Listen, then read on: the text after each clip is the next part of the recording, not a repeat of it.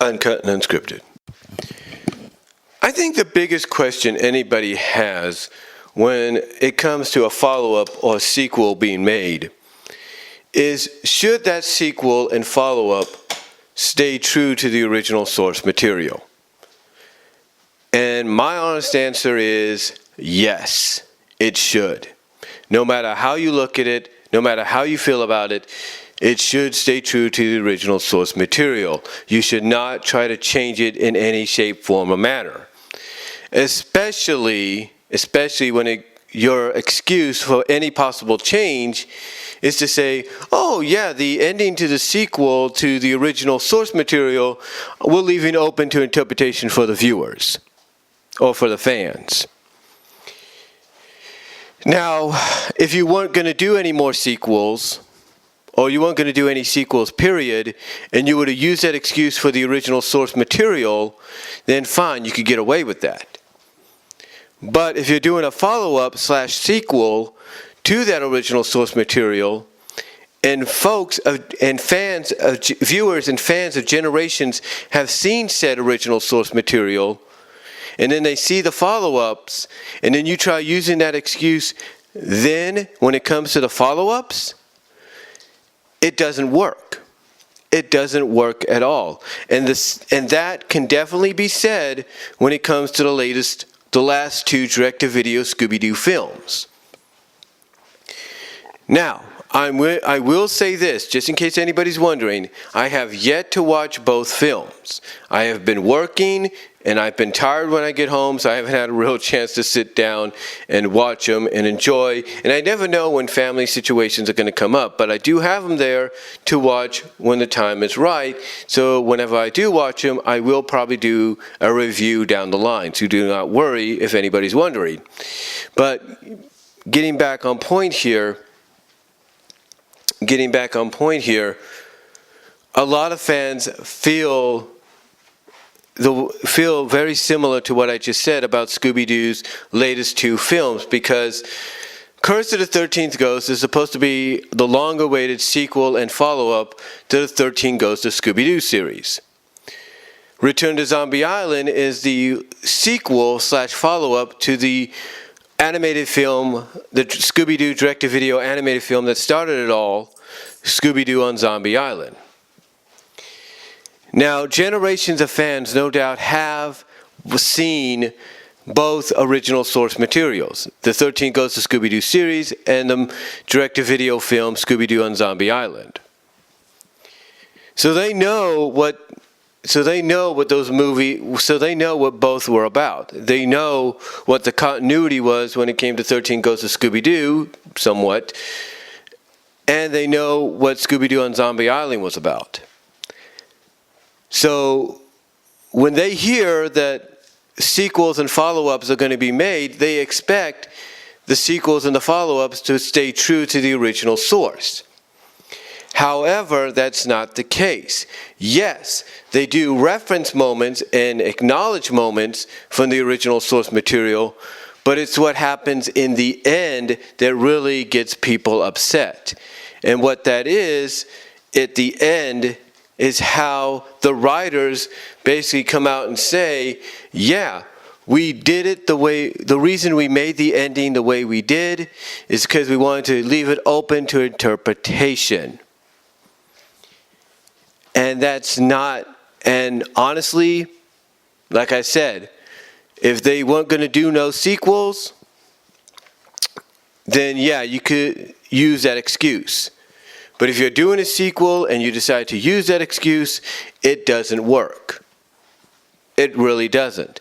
Because you have generations of fans that have seen the original source material, that know what to expect, that know what they saw, and to use the excuse of, oh yeah, it's always been men in masks, and oh, but we're going to leave a little bit of that possibility it could be supernatural because of certain moments that happen throughout, It doesn't work. You either go one way or the other, and that's it.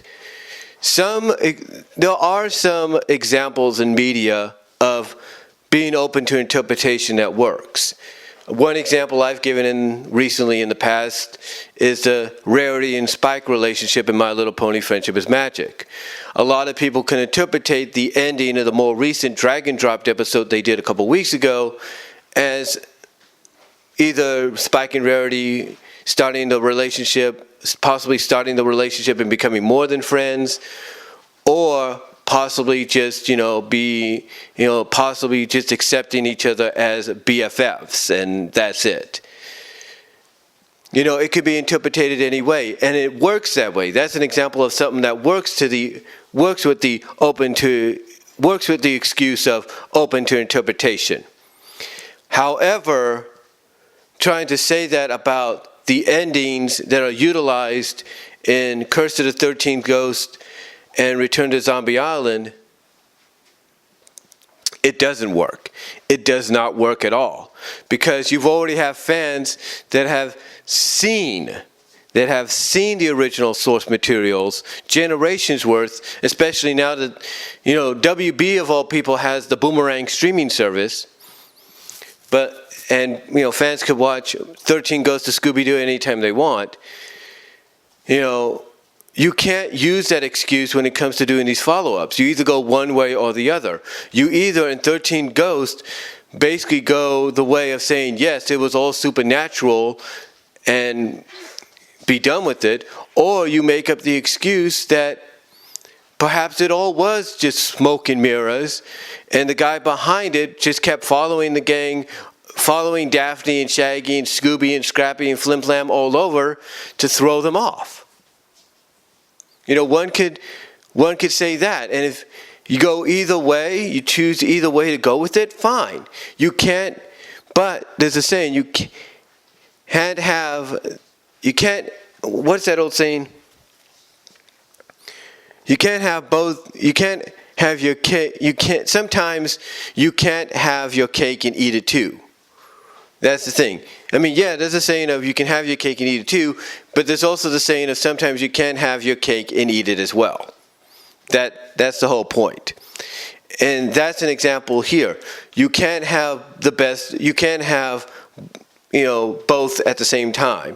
You can't have what you consider the best of both worlds. You got to choose either one or the other. This is an example of, hey, you got one choice. You either go one way or the other. You can't do both.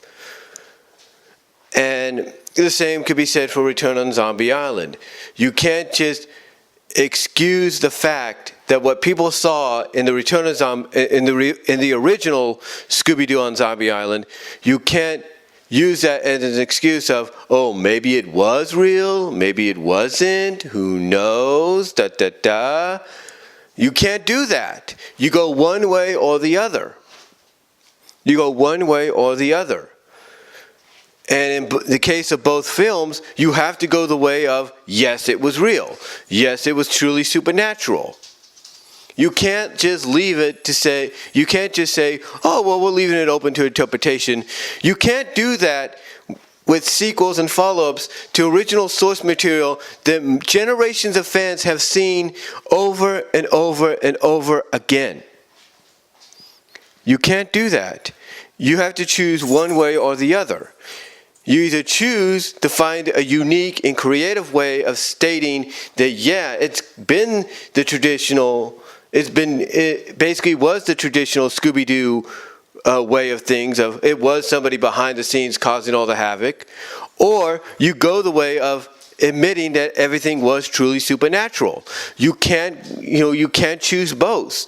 I should say. You can't choose both because that either confuses fans or it infuriates. That's the word I'm looking for. It infuriates them. It infuriates them to the point that it's like, what was the point of doing a sequel if you weren't going to give a true conclusion, a true definitive answer? So again, the question is asked. If a sequel is made, should it stay true to the original source material, or should a sequel stay true to the original source material? And in the case of Scooby-Doo, Return to Zombie Island, and Scooby-Doo and Curse of the 13 Ghosts, in the case of those two films, in the eyes of many fans, and believe it or not, there are some fans that do like the films, but it's more like a lopsided situation where it's like 70% don't like them, 30% do. But so in that majority, should a sequel stay true to the original source material? Well, in the case of these two films, in the eyes of those that didn't like it, yes, it should stay true to the original source material. It should stay true to the original source material, and you should choose one motive and direction to go in. And that direction that they should have gone in, according to many fans, is the supernatural way, unless they would have found a more creative, unique way to say it was done in the traditional Scooby-Doo root way. So that's really all I can say, guys. I know it sounded like I rambled a little bit, but the thing is, again, like I said, I have yet to watch both movies. And just to let people know, in closing, when I did my major Scooby-Doo DVD Blu-ray collection video recently, I may have said that I bought Return to Zombie Island, but in fact it was Frank Hill. It's Frank that sent it to me, so I do apologize if I made that little mistake. But anyway, like I said, in closing, when it comes to asking that question, should a sequel stay true to its original source material? Yes, it should. Especially when you've had generations, if not millions of fans that have already seen that said source material, and it basically will basically be upset and infuriated at the fact that you're trying to retcon something that they know doesn't need to be retconned, because there's no need for it to be retconned, because they know what's true, and to go in the direction that the creative staff behind these two movies did, to them is an insult. But overall, should a sequel stay true to its original source material? Yes. Yes, it should. But let me know what you guys think down below. Comment if you like. Let me know what your thoughts are, and I will talk to y'all later.